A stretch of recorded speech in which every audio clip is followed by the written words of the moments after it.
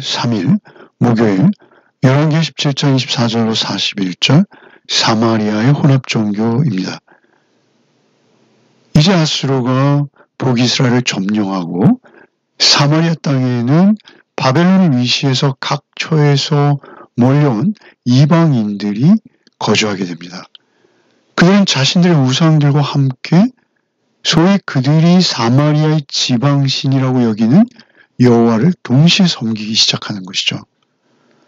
사실 이렇게 여호와와 우상을 동시에 섬기는 모습은 그곳에 살아가던 이스라엘 주민들과 크게 다르지 않습니다. 24절로 26절을 먼저 읽겠습니다. 아수르 왕이 바벨론과 구다와 아와 하맛과 스발라임에서 사람을 옮겨다가 이스라엘 자손을 대신하여 사마리아 여러 성읍에 두매 그들이 사마리아를 차지하고 여러 성읍에 거주하니라.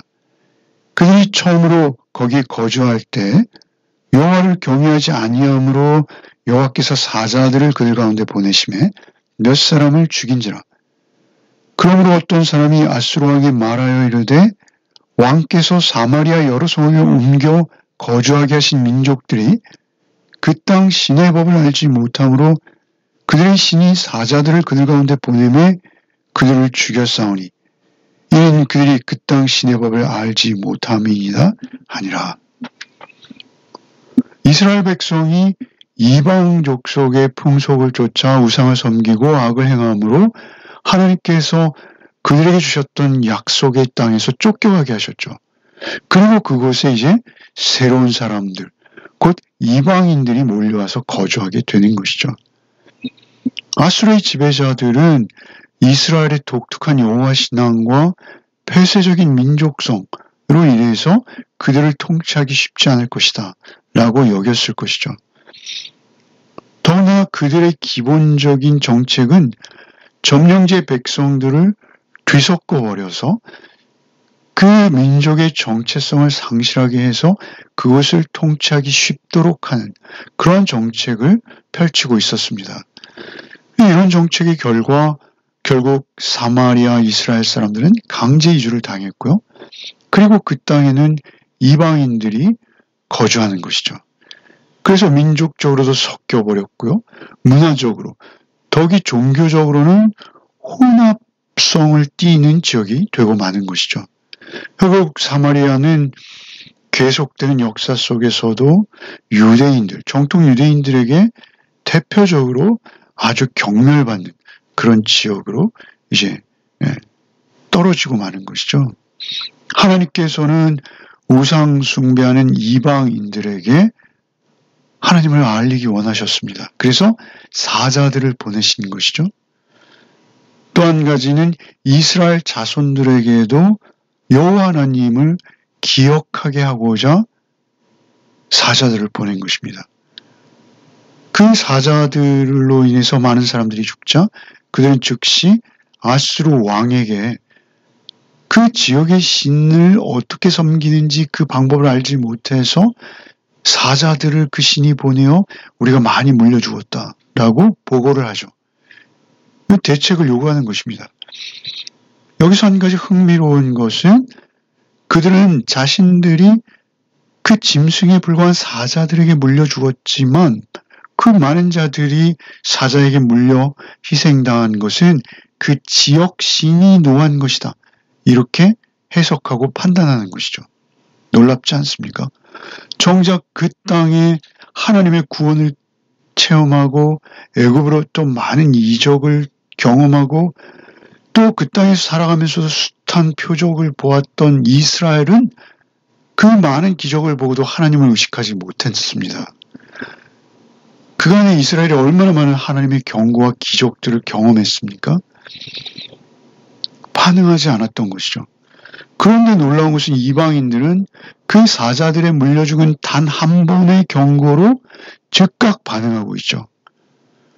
사실 이 열왕기서의 첫 번째 독자들은 포로지에 있는 이스라엘이고 또 남유다 백성들이죠. 그들은 바벨론에서 포로의 삶을 살면서 이 역사를 읽었을 것입니다.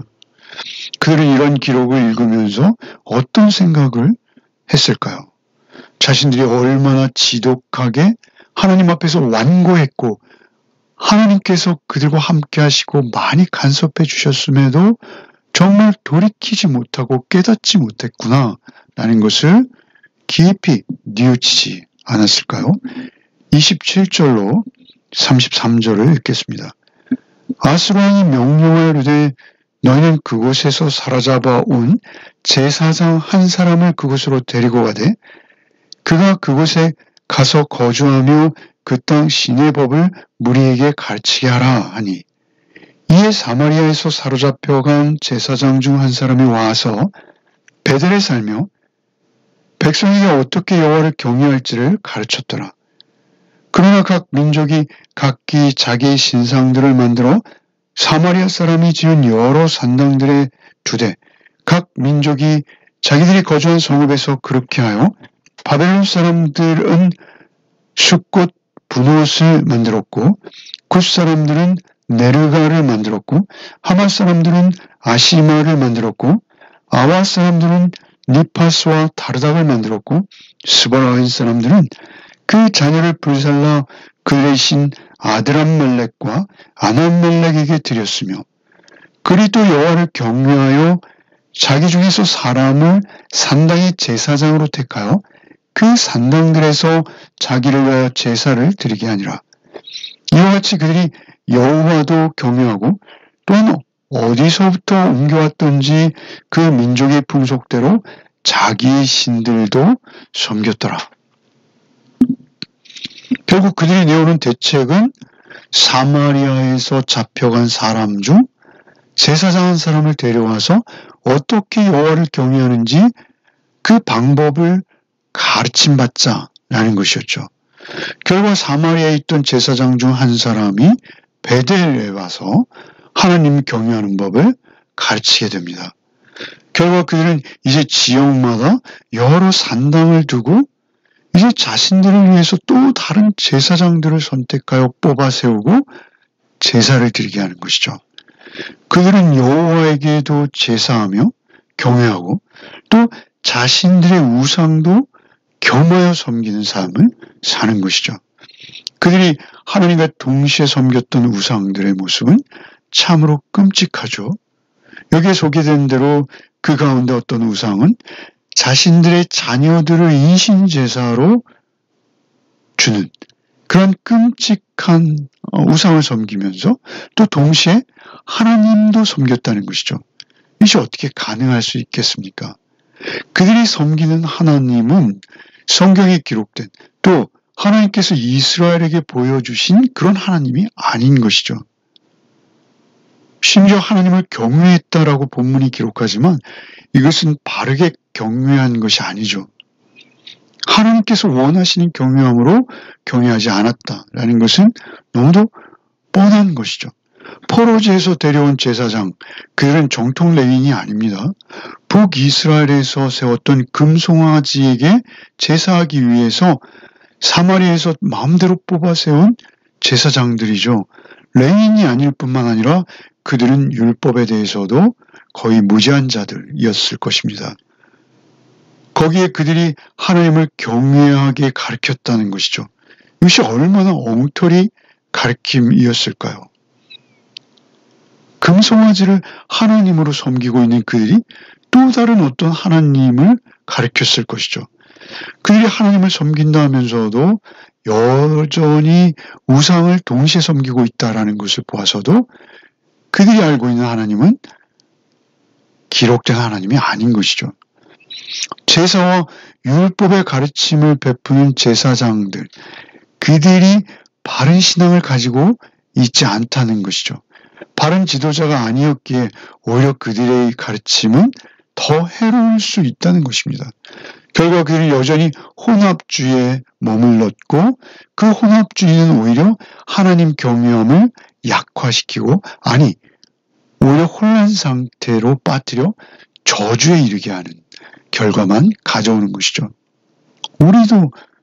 우리 현대교회도 우리가 가장 경계해야 할 것은 무엇입니까?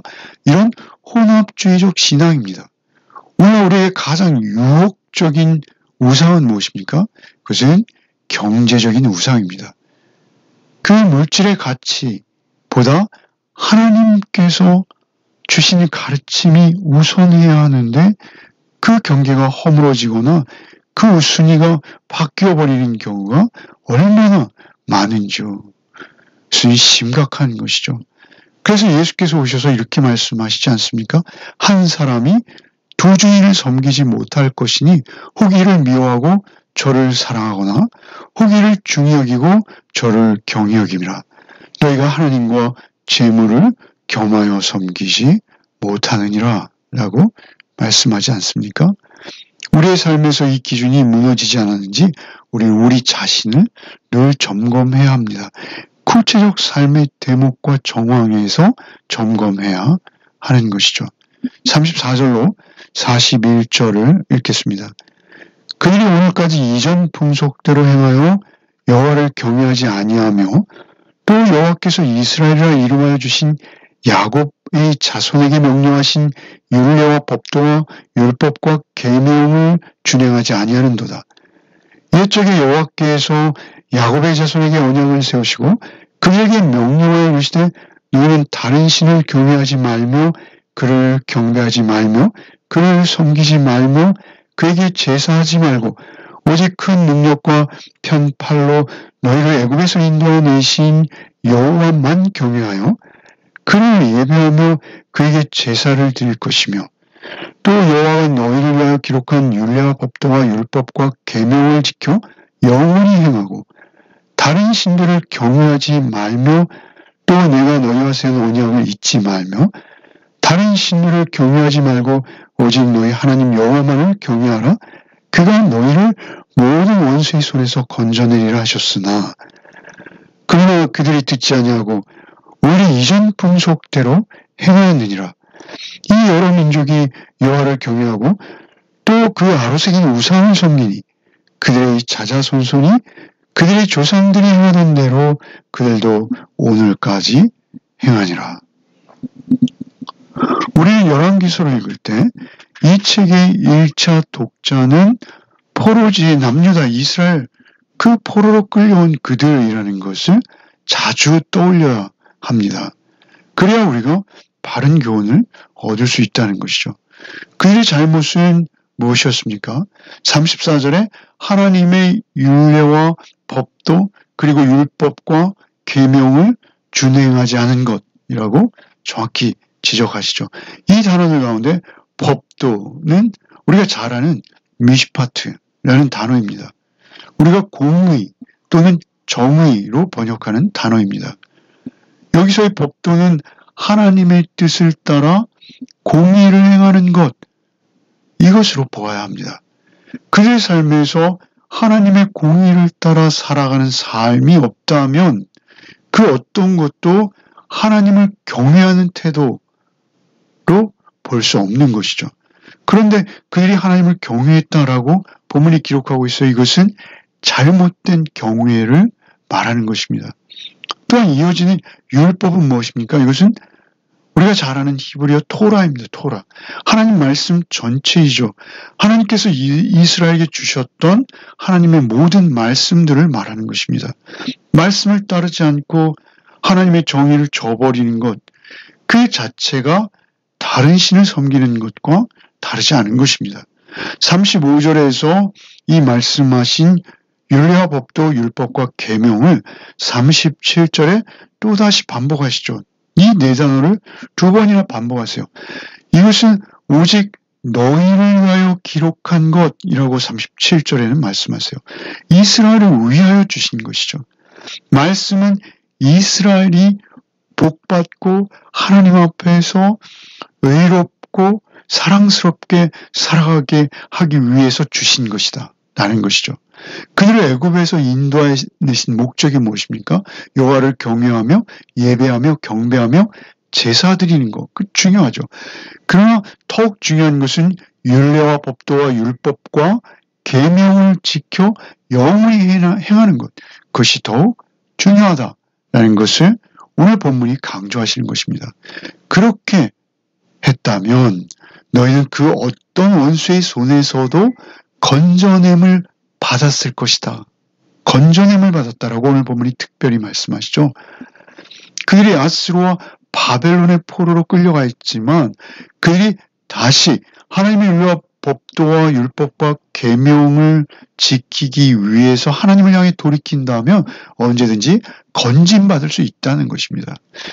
그러나 그들이 결국 하나님의 말씀을 듣지 않고 우상을 섬겨낸 결과가 오늘과 같다라고 지적하시는 것이죠. 말씀을 주신 것은 우리를 위한 것입니다. 율법을 주신 것은 우리를 속박하기 위한 것이 아니라 우리에게 성공과 축복과 영광을 주시려고 하나님께서 우리에게 그 말씀들을 주신 것이죠.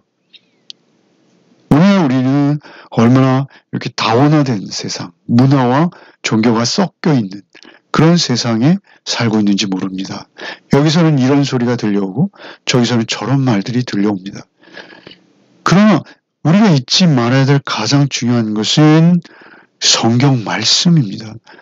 성경을 묵상하고 그 가르침을 쫓는 것, 그것이 우리 삶의 첫 번째 순서가 돼야 되는 것이죠. 말씀을 사모하며 말씀을 붙드는 것, 이것이 우리가 유일하게 성공하는 길입니다. 세상 사람들은 얼마나 성공을 위해서 많은 노력과 부당한 자기 절제와 수고를 아끼지 않는지 모릅니다. 하물며 우리 영원한 생명과 하나님의 복락에 이르기를 원하는 우리가 성경의 가르침에 대해서 얼마나 무관심한지요.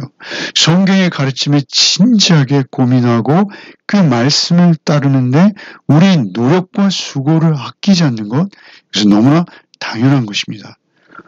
오늘도 오직 주의 말씀 앞에 서는 하루가 되시기를 바랍니다. 주님께서 힘도 주시고 위로도 주시고 소망도 주실 줄 믿습니다. 말씀이 육시 되신 예수 그리스도의 성품과 인격을 쫓는 오늘 하루의 삶이 되시기를 바랍니다. 기도하겠습니다. 주님, 오늘도 우리의 주님을 알게 하시고 또 만나게 하시고 오늘도 주의 말씀과 동행하게 하시니 얼마나 감사한지요. 오직 나의 대속의 구원주이시며 나의 생명의 소망이신 우리 주 예수 그리스도의 말씀만이 우리의 삶의 능력이 되게 하여 주옵소서. 예수 그리스도 이름 받들어 기도하옵나이다. 아멘.